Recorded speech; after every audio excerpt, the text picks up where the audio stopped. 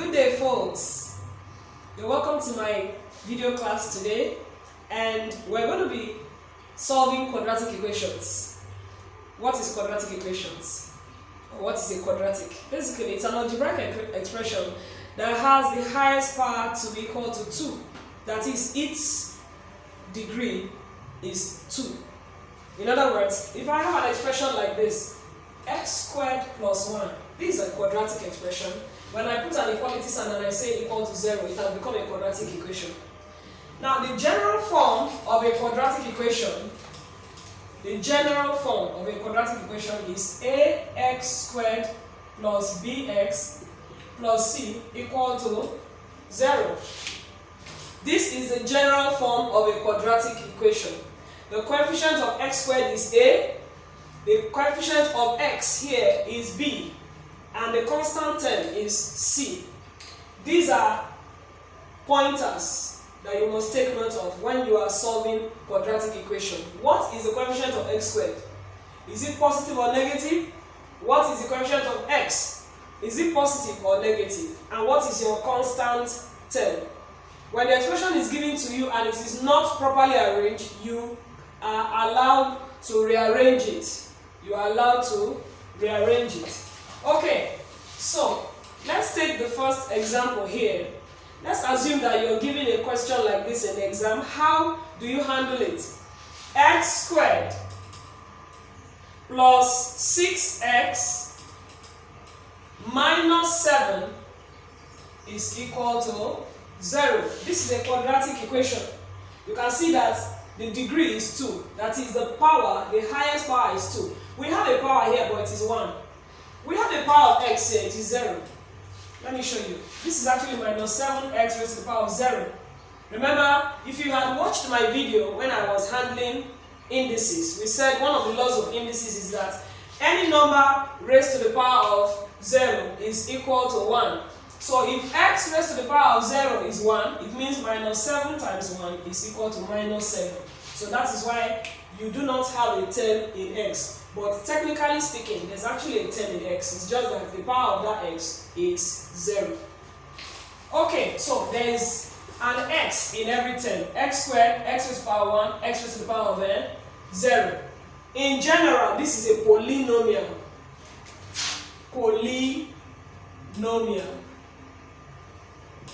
In another of my video, I'm going to be treating polynomials, so I'm going to expect you to join me in that video.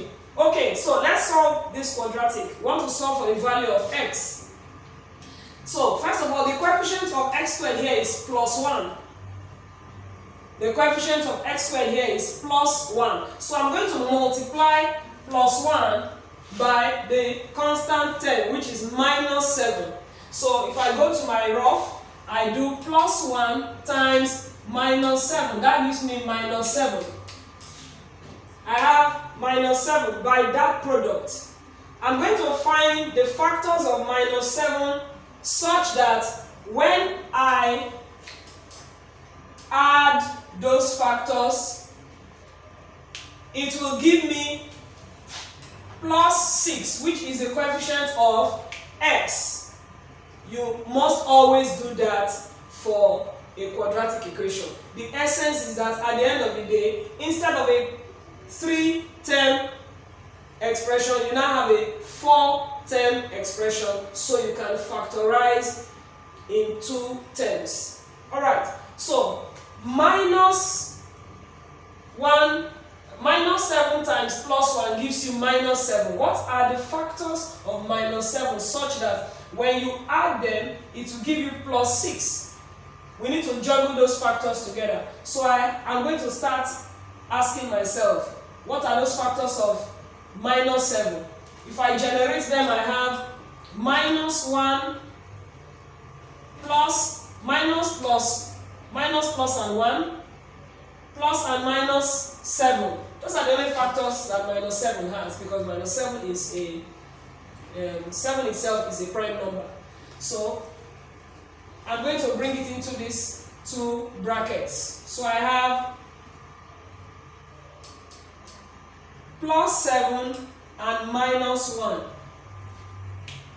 Plus 7 and minus give me plus 6.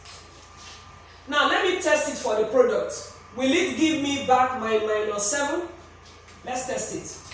Plus 7 times minus 1. It must give me back my constant 10. Plus times minus gives me minus. 7 times 1, 7. So, I have my pair of factors. Plus 7 and minus 1. Those are the factors I need to plug in into my quadratic, because it suits the two conditions here.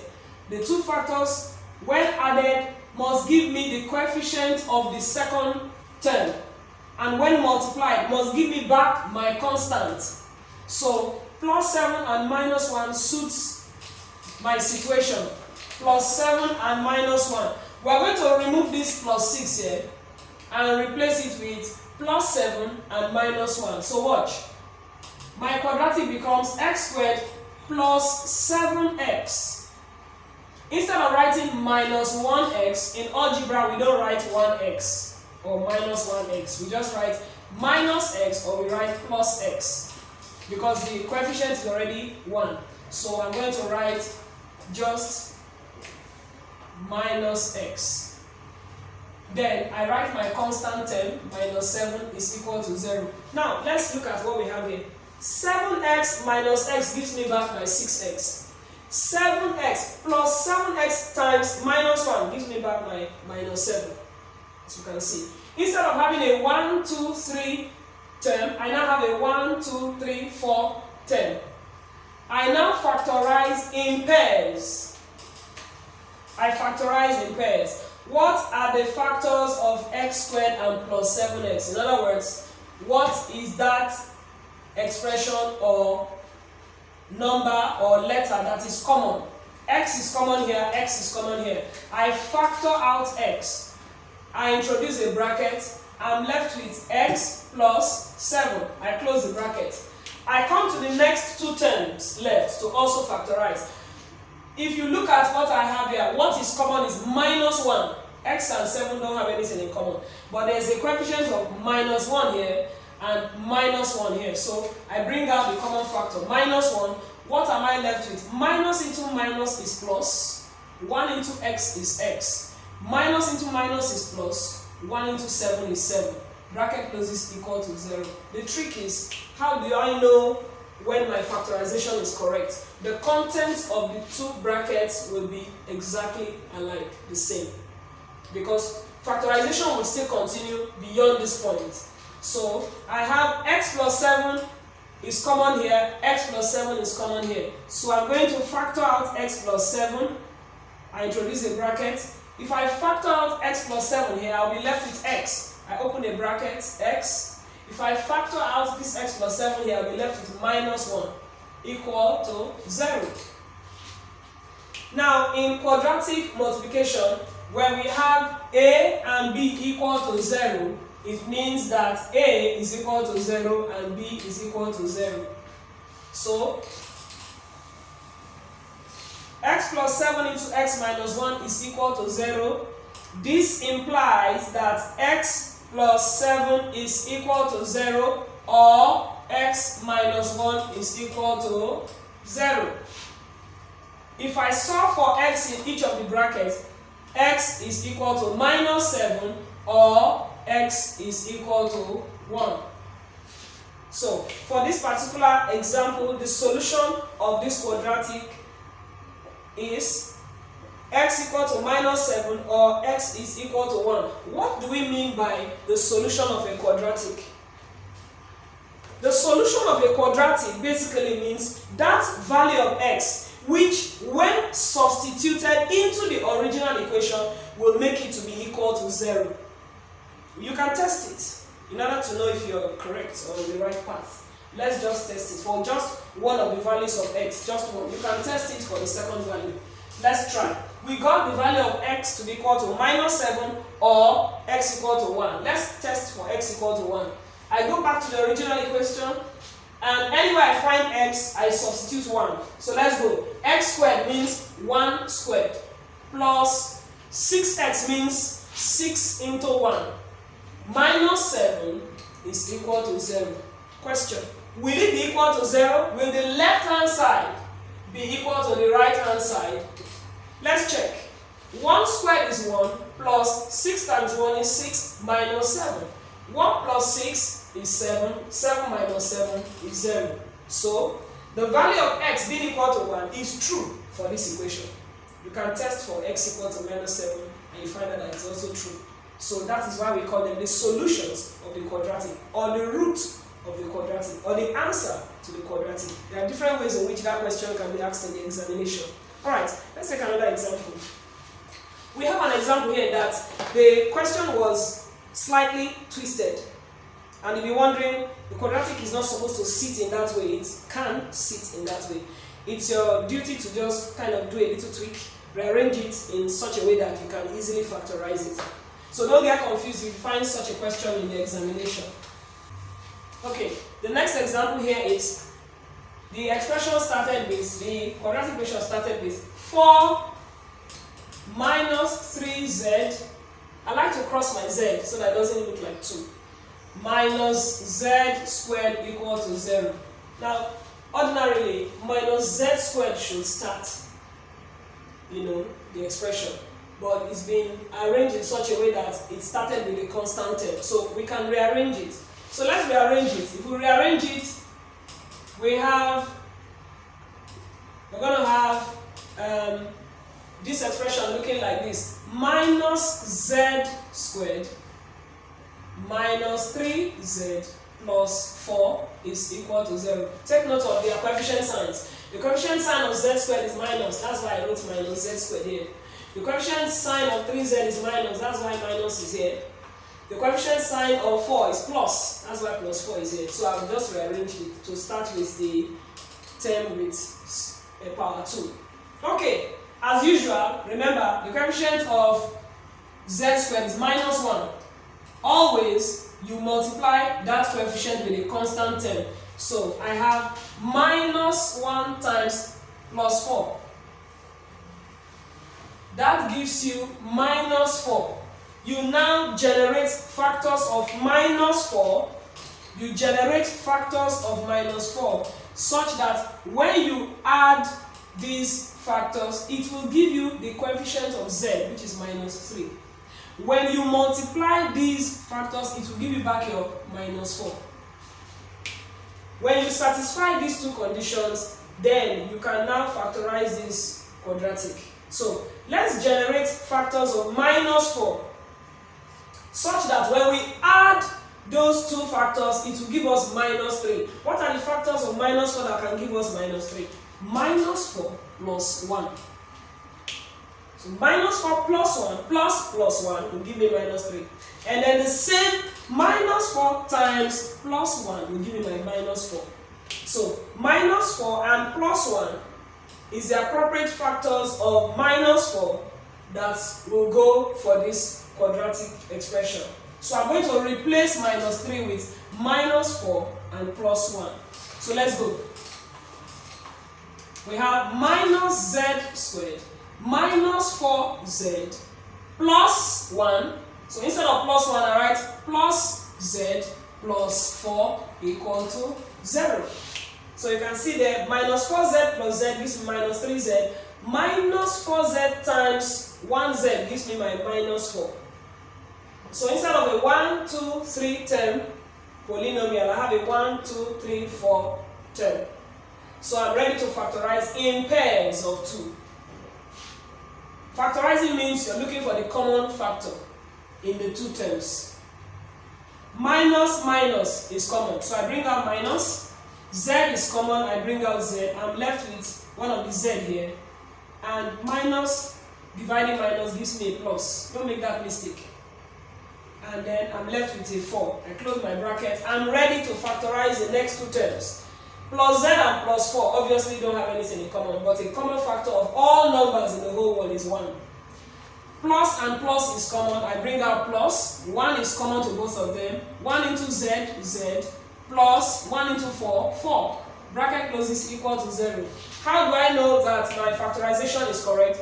Look at the contents of the two brackets. They must be the same. Z plus 4, z plus 4. Because factorization will continue. So z plus 4 is common. I factorize z plus 4. I'm left with minus z, bracket opens, minus z plus 1. Minus z plus 1. Bracket closes equal to 0.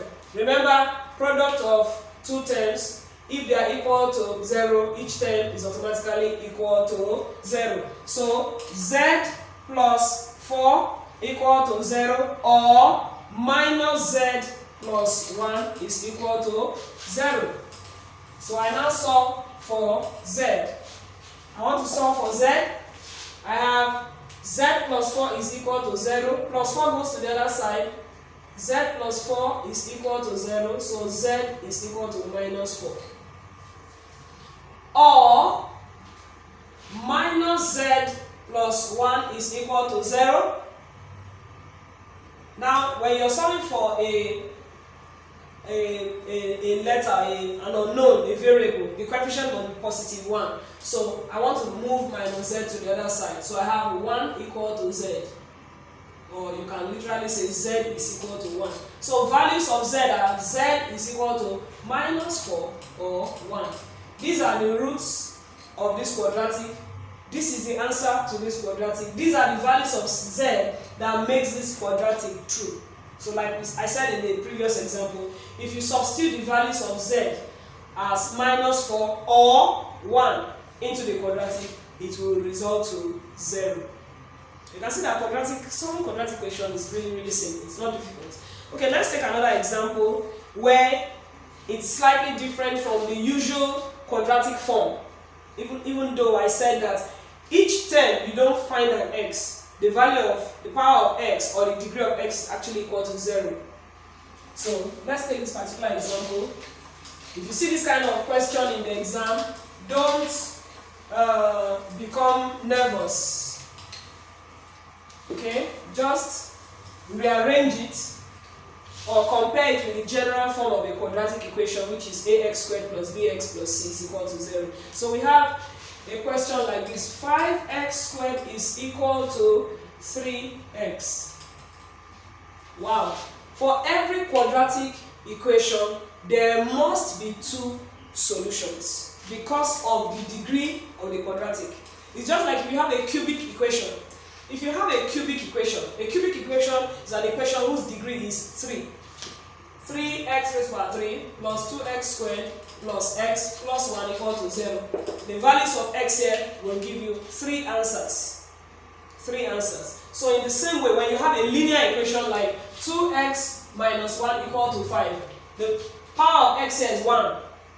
So that means the final answer will have only one value of x. So for a linear equation, one value of x. For a quadratic equation, 2 values of x. For a cubic equation, 3 values of x. So we're dealing with quadratic just to help you to understand why do we always have to have 2 solutions? Because of the degree, power 2. So there must be 2 answers here. So what am I going to do? Typically, there are 2 ways I can go about this. I can divide through by x. Or I can choose to transfer this 3x the other way.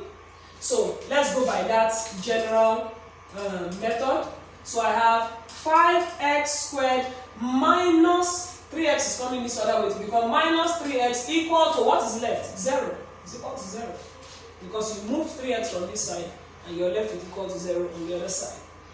I'm going to factorize x because x is the only common thing with 5x squared and minus 3x. So x goes into there. I'm left with 5x minus 3 equal to 0. Remember I said before, product of 2 expressions being equal to 0 means each of the expressions is equal to 0. So automatically x is equal to 0. That's the first value of x. And then 5x minus 3 is equal to 0. I'm going to solve for x by taking minus 3 to the other side. I have 5x equal 3. I'm going to divide both sides by 5, the coefficient of x. What you do to the left, you do to the right. 5 cancels 5, automatically x is equal to 3 over 5. So what are the 2 values of x? X is equal to 0, x is equal to 3 over 5. 2 solutions of the quadratic. Alright, let's take another one. Sometimes the question can also come in this form, asking you to determine the root of the equation. Determine the root. When they say determine the root, they are asking you to find the values of the unknown in the quadratic or the solution to the quadratic. There are different ways in which they can frame the question. It means one and the same thing. Alright, so let's take that question. Determine the root. Determine the root means that the values of the unknown, such that when it is substituted into the quadratic, it makes the quadratic equal to 0. It makes it true.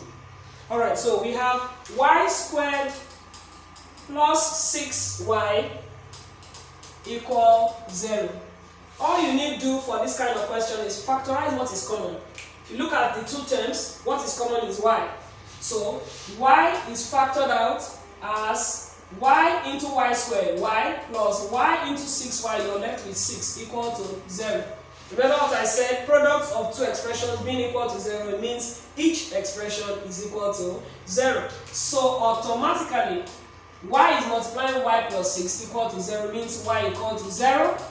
And then y plus 6 equal to 0, solve for y, plus 6 moves to the other side, y equal to minus 6. So final answer, y equal to 0 or minus 6. Simple. Very simple. Let's take one more question before we round up on this video today. Let's assume that you are asked to determine the quadratic equation from these two roots. Determine or construct the quadratic equation from the given roots. Okay, in my next video, I'm going to talk about types of roots of the quadratic. We have types of roots of quadratic. It helps you to determine how a quadratic looks like, especially when you draw it on a graph. So in my next video, we're going to be talking about that. So I'll be expecting you to join me on that video. So let's construct an equation, a quadratic equation from the given roots. So you have the roots are 1 over 2 and minus 7. Remember, a quadratic always have two roots, two answers, two solutions. So this particular quadratic was solved already, and they arrived at these two answers. The examiner is asking you, reconstruct the quadratic from this given root. So that means you walk backward. That's what is expected of you. You walk backward, you go backward. Okay? So how do you do that? Let's walk backward and arrive at the quadratic from which these two roots emanated from. So we have x equal to 1 over 2 or x equal to minus 7. That was what you got. When you solve the quadratic, you got x equal to 1 over 2 or x equal to minus 7. Now we're going to be walking backward. So 1 over 2 will come back to the other side of the equality sign. Minus 7 will come back to the other side of the equality sign. So we have x minus 1 over 2. And if it comes back on the other side, what is left is 0. Or x minus 7 is coming back to become plus 7 equal to 0. And then you multiply the two expressions. So we have x minus 1 over 2 into x plus 7 is equal to 0. Remember we said products of two expressions being equal to 0 means each expression is equal to 0. Look at it. Each expression is equal to 0. Their product is equal to 0. So we are working backward. Alright, so we expand the bracket by multiplying each term to 10. X times x, x squared. X times plus 7x. Minus half times x, minus x over 2. Minus half times plus 7 minus 7 over 2 equal to 0. We have a common denominator, 2 and 2. In other words, the LCM of the denominator is 2 and 2. So what do? You multiply. Multiply through by 2. That is the common denominator. That is the LCM. There's a denominator here, 1. There's a denominator here, 1, but it's just that it is invisible. When you find the LCM of all the denominators, it gives you 2. So you multiply through by 2. What do we mean by multiplying through by 2? When you multiply 2 by the left hand side, you also multiply 2 by the right hand side. What you do to the left, do to the right to balance the equation. So I'm going to multiply 2 by x squared. I'm going to multiply 2 by 7x. I'm going to multiply minus x over 2 by 2. I'm going to multiply minus 7 over 2 by 2. Equal to, I'm going to multiply 0 by 2. So I'm going to multiply 2 throughout. So let's go. If I multiply 2 by x squared, I'm going to have 2x squared. If I multiply 2 by plus 7x, I'm going to have plus 14x. If I multiply 2 by minus x over 2, watch, minus x over 2 times 2, these 2 cancels. I'm left with what? Minus x. If I multiply minus 7 over 2 by 2, these 2 cancels. I'm left with minus 7 equal to, if I multiply 0 by 2, I have 0. So I collect the like terms. If I collect the like terms, I have plus 14x and minus x here. So I have 2x squared plus 13x minus 7 is equal to 0. That is a quadratic that was factorized, by which they got half and minus 7. So this is a quadratic that produced 1 over 2 and minus 7 as its root. I hope that is clear and that is understandable. So this is how far we can go for today's video, for today's lesson. I hope you enjoyed my video. I'll see you in my next video where I'll be talking about roots and types of roots of a quadratic equation. Thank you very much.